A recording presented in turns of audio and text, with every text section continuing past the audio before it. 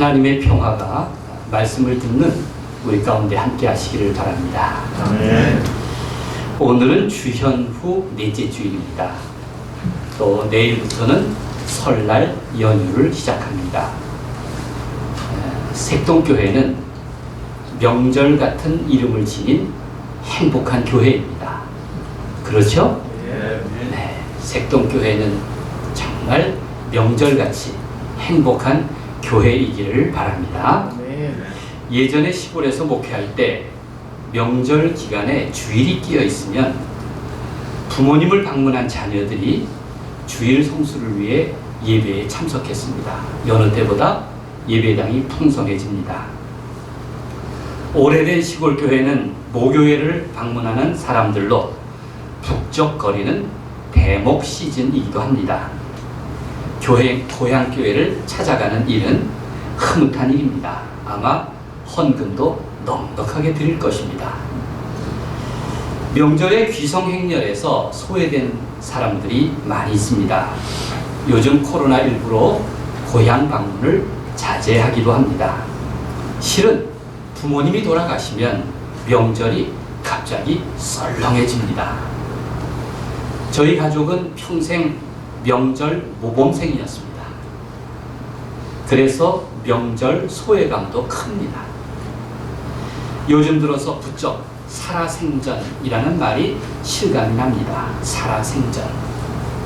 인생에서 누구도 예외는 없습니다. 결혼 초기에 설날에 부모님 댁에 갔다가 아주 오랜만에 초등학교 시절 친구들을 만났습니다.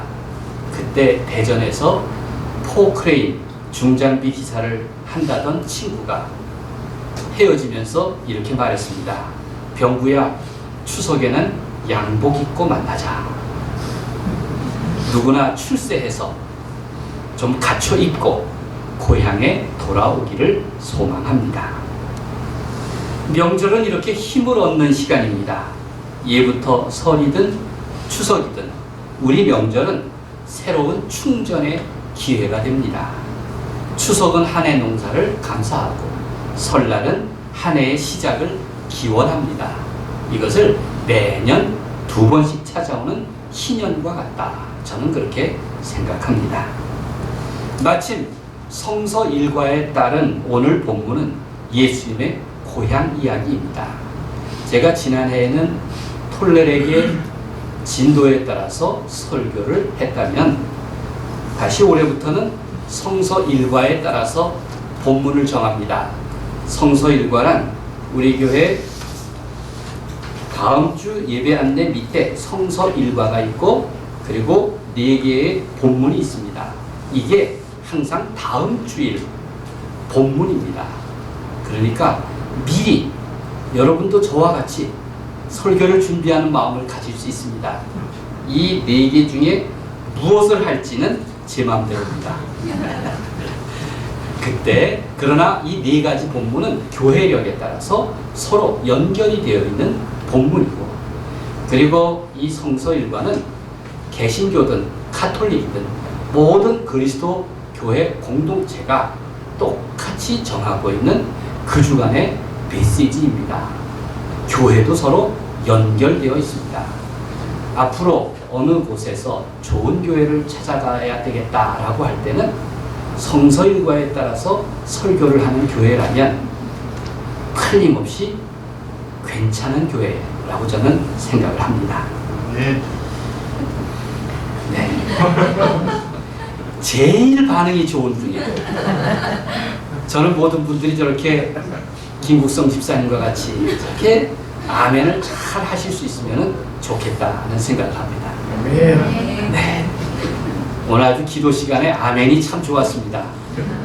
여러분 부탁드리는 것은 이제 기왕 잔소리를 하니까 제가 이어서 합니다.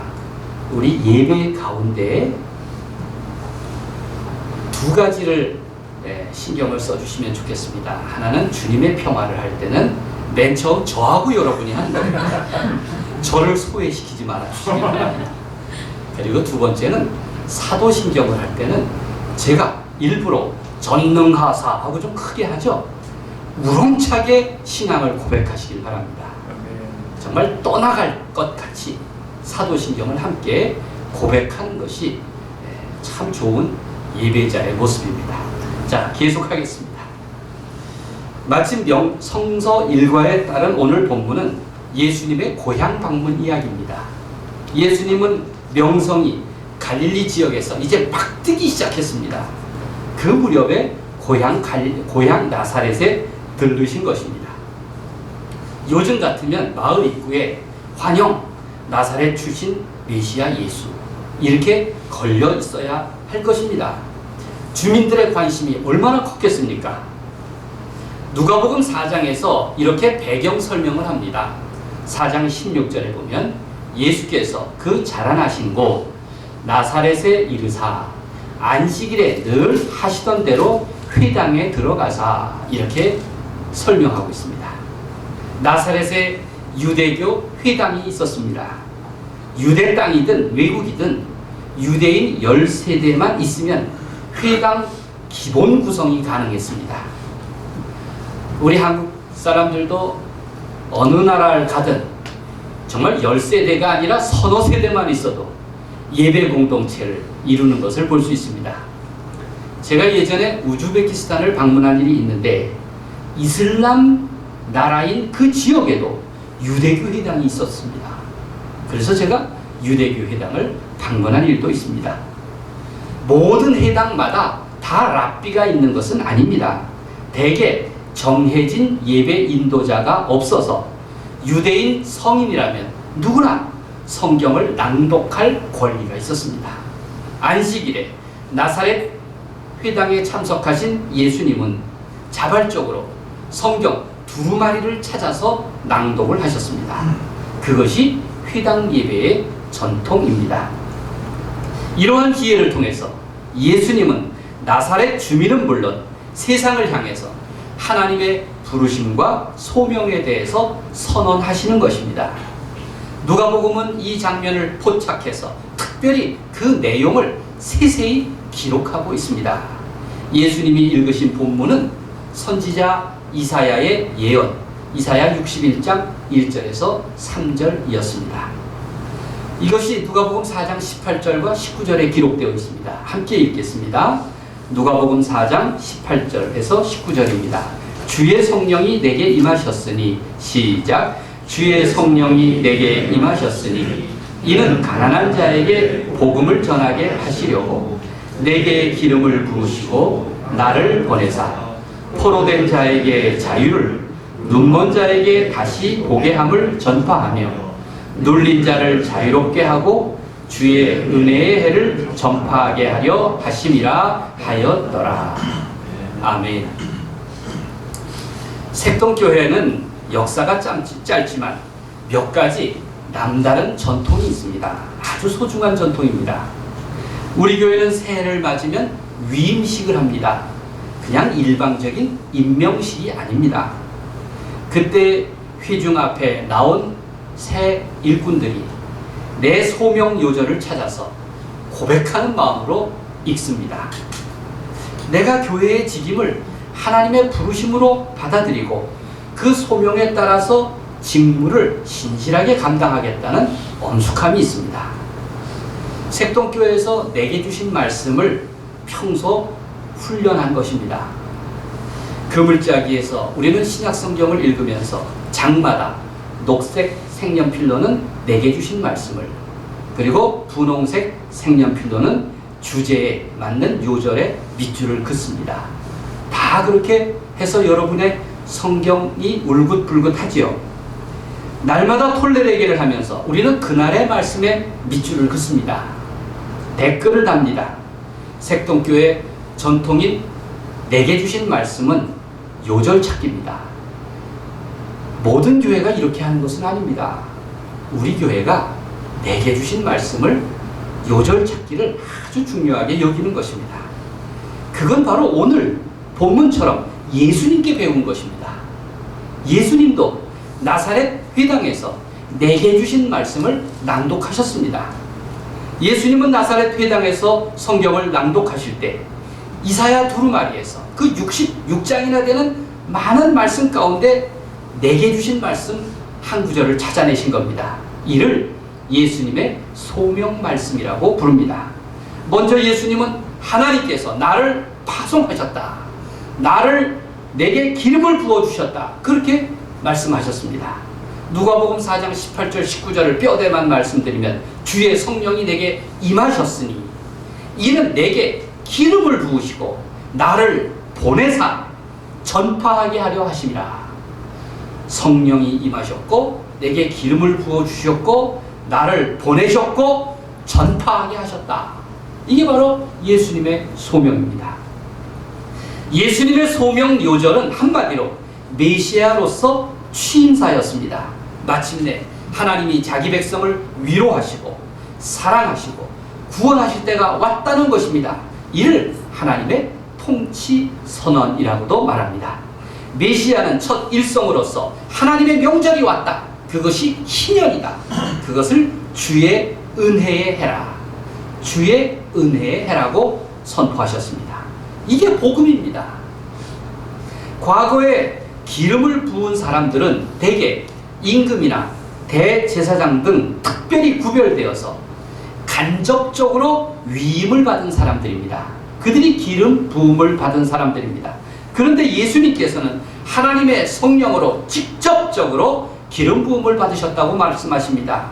그리하여 이사야의 옛 예언이 이제 예수님께 이르러 오늘 여기 사람들 가운데 생생한 현실이 된 것입니다.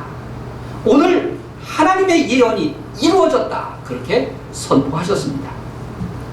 주목할 것은 고향 사람들의 반응입니다. 제 초등학교 친구가 추석에는 양복 입고 만나자라고 한 것은 양복 입고 오면 고향 사람들이 달리 쳐다볼 것이기 때문입니다. 사람들은 이제 막 명성이 자자해지기 시작한, 그래서 고향을 방문한 예수님이 과연 무슨 말을 할까 궁금했을 것입니다. 고향 사람들이니 특별히 기대했을 것입니다. 본문의 배경은 갈릴리 나사렛입니다. 그 회당에 모인 사람들은 어려서부터 성인이 될 때까지 예수님의 가족을 잘 아는 동네 사람들입니다. 누가복음은 예수님이 어린 시절부터 나사렛 회당에 다니며 유대인의 전통과 유대인으로서 회당 예배를 습관적으로 익히셨다고 보도하고 있습니다. 그런데 이날은 평상시와는 달랐습니다. 이미 예수님은 갈릴리 지역에 소문이 나면서 지금 전국적 인물로 부상하는 중입니다. 나사렛 주민은 마치 사람들을 구름처럼 몰고 다녔던 세례 요한을 기대했을 것입니다. 사람들은 세례 요한의 말을 들으려고 멀리 광야까지 일부러 나가지 않았습니까?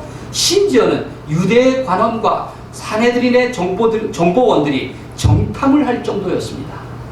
그런데 예수님은 전혀 달랐습니다. 예수님이 메시아로서 비전을 선포하시는 모습은 사람들 눈에 전혀 특별하게 보이지도 않았습니다. 무슨 특별한 날을 선택한 것도 아니고 그냥 안식일 중에 한 날이었습니다. 나사렛 회당은 아주 작았고 모인 사람들도 평소 보던 주민들이었습니다. 세례 요한의 선포는 얼마나 드라마틱했습니까? 그런 하나님의 진노와 무서운 심판을 선언하면서 두려워하는 사람들의 마음을 사로잡았습니다. 그러나 예수님은 군중을 뒤흔들 만한 아무런 이벤트도 없었습니다.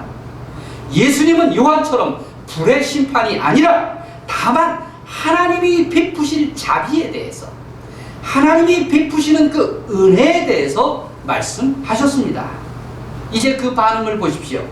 예수님은 두루마리를 다 읽으신 후에 선명하고 명료하게 선언하십니다. 21절을 함께 읽겠습니다. 이에 예수께서 그들에게 말씀하시되, 시작. 이에 예수께서 그들에게 말씀하시되 이 글이 오늘 너희 귀에 응하였느니라 하시니. 이사야 선지자가 미래 어느 날 이루어질 것으로 예언한 그 말씀이 지금 비로소 이루어졌다. 지금 여기 오늘 우리 가운데 이루어졌다. 그렇게 선언하신 것입니다. 오늘 너희 귀가 들은 그대로다. 오늘 너희 귀가 들은 그 이사야 1장 1절에서 3절까지 그 말씀 그대로다 이렇게 선언하셨습니다. 이 일로 나사렛 회당이 갑자기 떠들썩하게 되었습니다. 회당에 참석한 마을 사람들은 가만히 있을 수가 없었습니다. 그들은 평소 하나님의 진노와 심판에는 당연한 것으로 여겨서 익숙하게 들었지만 하나님의 자비와 구원에 대해서는 너무 무지했습니다. 마을 유대인들은 전혀 기대하지 않은 자기들 밖의 이방인들까지 하나님의 구원 백성이 된다는 사실에 대해서 그 하나님의 대사면 소식에 대해서 실망감마저 들었습니다. 유대인들은 하나님의 율법을 곧이곧대로 믿었지만 하나님의 은혜와 사랑 앞에서는 결코 겸손하지 못했습니다. 그들은 율법의 문자주의에 빠져서 세상을 품으신 예수님의 자유하심을 받아들이지 못했던 것입니다. 그 보수적인 완고함 때문에 자비로운 사랑을 전하는 예수님을 있는 그대로 받아들이지 못했습니다. 예수님은 그런 냉담한 반응을 자연스럽게 받아들이십니다. 그리고 본문에서 두 가지 속담을 인용하십니다. 하나는 23절에서 의사는 자기 자신을 고칠 수 없다. 우리식으로 말하면 중은 제 머리를 깎지 못한다. 뭐 그런 뜻이겠죠. 그 다음 24절에서는 선지자는 고향에서 환영받지 못한다. 선지자가 어렸을 때부터 속속들이 아는 사람들이 그의 권위를 인정하겠느냐? 이런 말씀이죠. 중이 제 머리를 못 깎듯 의사는 자기 병을 고치지 못하고 선지자는 자기 고향에서 인정받기가 어렵습니다. 여러분, 후보자들은 선거 철반 되면 제 고향과 연고지를 찾아 나섭니다. 내가 충북의 사위입니다. 우리 외갓집이 강릉입니다. 내 고향은 안동이고 나는 성남에서 자랐습니다. 다들 그렇게 얘기하지 않습니까? 고향을 찾아가는 것은 고향이 내 텃밭이다, 내 몰표가 나올 텃밭이다 이렇게 생각하기 때문입니다. 고향 사람이라면 무조건 지지해 줄 줄 기대합니다. 고향 출신 후보자라면 사람들이 생각하기를 어떤 편법을 쓰더라도 우리 고장에 커다란 특혜를 줄 것이라고 기대합니다. 둘이 서로 기대가 맞아 떨어져야 합니다. 그런데 고향 사람들이 사실 쉬운 분들이 아닙니다. 그래서 어쨌다고? 너 고향을 떠난 지 수십 년이 되도록 한번 찾아온 적이 있었냐? 이렇게 냉정하게 굴지도 모릅니다. 게다가 고향에 가면 애들 취급받기 일쑤입니다. 동창들 앞에서 권위를 내세우기가 쉽지 않습니다. 선배들 앞에서, 어른들 앞에서, 게다가 부모 또래 분들 앞에서 나 정치인이요, 나 아무개요, 결코 행세할 수 없습니다. 고향 사람은 우리가 남이가 이렇게 말하지만 실은 가장 마음을 움직이기가 어려운 사람들이 고향 사람들입니다. 같은 성가지 동네가 보수적이고 전통을 고집하게 마련입니다. 그런 공동체는 변화에 더디고 미숙합니다. 세상은 점점 바뀌고 환경은 달라지지만 여전히 낡은 생각에 머문 채 새로운 정신과 젊은이들의 마음을 수용하지 못하는 요즘 60대, 70대가 넘는 세대의 현실과도 같습니다. 아마 나사렛 사람들이 이랬던 모양입니다. 예수님의 말씀을 듣고 나사렛 사람들이 대뜸 뭐라고 말했습니까? 그 한마디에 본심이 다 들어있습니다. 22절의 말씀, 이 사람이 요셉의 아들이 아니냐? 이 사람이 요셉의 아들이 아니냐? 한마디로 예수님을 높여보는 것입니까? 낮춰보는 것입니까? 낮춰보는 것입니다. 그의 아버지는 목수고 우리와 함께 살던 사람이다. 우리가 그 집안의 내력을 다 안다. 그런 요셉의 아들이 도대체 무슨 자격으로 이런 말을 하는 것이냐? 그런 점에서 마을 사람들은 예수님의 선언을 있는 그대로 수용하기 어려웠을 것입니다. 요셉의 아들을 메시아로 인정한다는 것은 더더군다나 싫었을 것입니다. 사람에 대한 편견, 제 생각에 따른 남을 규정하는 일, 이로 인해서 차별과 분리를 하는 것은 결코 진실을 바르게 볼 수 없습니다. 요셉의 아들을 메시아로 인정할 수 없으니 그가 전하는 구원의 메시지가 아무리 하나님의 뜻이라고 하더라도 마음에 들 리가 없는 것입니다. 제가 연말에 걷기도를 하면서 종종 마을 입구에 걸린 흥미로운 현수막들을 봅니다. 그 지역 사람이 진급을 했다, 뭐 승진을 했다, 합격을 했다, 이런 축하 현수막들입니다. 자동차를 타고 갈 때는 잘 안 보이는 것들이 걸어 다니면 그것이 보입니다. 이번에 본 것도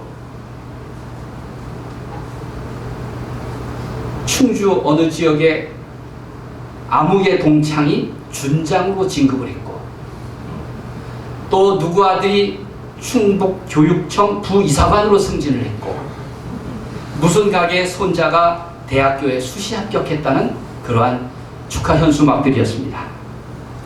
그런데 주인공보다도 더 크게 쓴 이름이 있습니다. 그게 뭐냐면 그들의 부모, 조부모였습니다. 사실 고향을 떠난 지 오래된 그 주인공들의 이름을 알 리가 없습니다. 그러니까 모두 아무개의 아들이고 딸이었습니다. 정작 자랑하고 싶은 이름들이었습니다. 사람들은 대체로 누구 아들과 아무의 딸로 무엇 하는 집의 자식으로 불립니다. 고향 가면 다 그렇게 불립니다. 고향에 대한 친밀감과 거부감이 다 이런 인정과 혹은 무시에서 나오는 법입니다. 나사렛 회당에 모인 사람들이 예수님을 불신한 것은 그의 출신 때문이었습니다. 보잘것없고 한미약이 짝이 없는 그 부모의 자식이었기 때문일 것입니다. 적어도 세례 요한처럼 사람들을 몰고 다니면서 사람들의 마음을 두려움으로 쥐락펴락했다면 결코 얕보지 못했을 것입니다. 예수님은 이를 답답하게 여기셨습니다. 그래서 마음의 문을 닫고 심지어 무시하려 드는 그들을 향해서 두 가지 구약 성경에 나타난 사례를 들으셨습니다. 하나는 사렙다 과부이고 하나는 나만 장군 이야기였습니다. 두 사람은 이방인입니다. 그런데 이방인들이 유대인보다 앞서서 구원을 받았습니다. 선지자 엘리야는 수많은 유대인 과부 중에서도 이방인 사렙다 과부에게 도움을 주었고, 선지자 엘리사는 수많은 유대인 나병 환자가 있었지만 이방인 장군 나아만을 고쳐주었습니다. 예수님의 말씀을 들은 나사렛 사람들은 마치 불에 기름을 붓듯 더 분노를 치밀어 올렸습니다. 결국 예수님의 말씀을 거절한 고향 사람들은 이제 얼마 후에 바리새인들과 율법 학자들이 예수님을 죽일 음모를 꾸미듯이 몹쓸 행동을 합니다. 예수님을 향해서 신성모독이라고 그렇게 분노하면서 심지어는 산 낭떠러지까지 끌고 가서 밀쳐 떨어뜨리려고 했습니다. 이게 예수님의 처음 소명 이야기입니다. 비록 예수님은 나사렛에서 환영받지 못했으나 갈릴리에서 계속 복음을 전하셨습니다. 마태복음 4장 15절과 16절은 그 갈릴리를 이렇게 소개합니다. 스불론 땅과 납달리 땅과 요단강 저편 해변길과 이방의 갈릴리여, 흑암에 앉은 백성이 큰 빛을 보았고 사망의 땅과 그늘에 앉은 자들에게 빛이 빛이었도다. 사망의 땅과 그늘에 앉은 사람들에게 빛을 전하기 위해서 예수님은 오셨습니다. 이제부터 예수님은 이스라엘만이 아니라 모든 사람을 향한 구원의 메시지를 전하십니다. 그것도 아예 사람 취급을 받지 못하던 사회적인 약자, 소수자, 타자들, 심지어 이방인들을 향해서 하나님의 기쁜 소식을 전하셨습니다. 하나님의 구원은 이스라엘에 국한되지 않았습니다. 사회적인 약자, 변두리 인생들, 그리고 율법에 의한 구원에서 제외된 이방인들에게까지 향하신 것입니다. 예수님의 공생애를 보십시오. 예수님의 회당 말씀은 선언에 그치지 않았습니다. 하나님 나라를 선포하시고 귀신 들린 사람에게 자유롭게 하시고 온갖 병자와 장애인들을 치료하시고 불의한 세상을 개혁하셨습니다. 예수님의 소명은 하나님의 구원과 그 뜻을 분명하게 말씀하셨습니다. 예수님은 아무개의 아들을 넘어서 어떤 집안 사람이 아니라 하나님 나라 한 가족, 우리는 하나님 나라의 한 가족이다. 그렇게 사람들을 품으셨고 안아주셨습니다. 명절을 맞아서 저는 이렇게 생각이 들었습니다. 먼저 내가 누구 딸이고 누구 아들인가 하는 것을 새삼 기억했으면 좋겠습니다. 나는 누구의 아들이고 누구의 딸이다. 얼마나 고마운 분들입니까? 그 이름이 지닌 사랑의 무게, 명예심, 부모님에 대한 사랑의 마음을 더 뜨겁게 간직하는 시간이 바로 명절입니다. 그리고 나서 그리스도인답게 세상을 품으셨던 주님의 마음을 배웠으면 좋겠습니다. 편을 가르는 것이 아니라 곁을 주는 사람이 되는 것입니다. 분노하는 사람이 아니라 사랑의 마음을 전하는 것이 필요합니다. 하나님의 말씀은 인기에 연연하는 일이 아니었습니다. 남의 환심을 사는 것이 목적일 리가 없습니다. 주님의 말씀과 함께 내 삶의 변화를 받아들이고 수용하는 것이 중요합니다. 세상의 변화를 향해서 주님과 함께 나아가는 것이 필요합니다. 주님이 나를 품어주시듯이 나도 세상과 사람들을 어루만지고 품어야 합니다. 그 사람이 바로 그리스도인인 것입니다. 하나님께서 우리의 명절을 축복하시고 주님의 희년과 같이 자유와 해방, 기쁨과 감사를 넉넉히 주시기를 우리 주님의 이름으로 간절히 축원드립니다. 기도하겠습니다.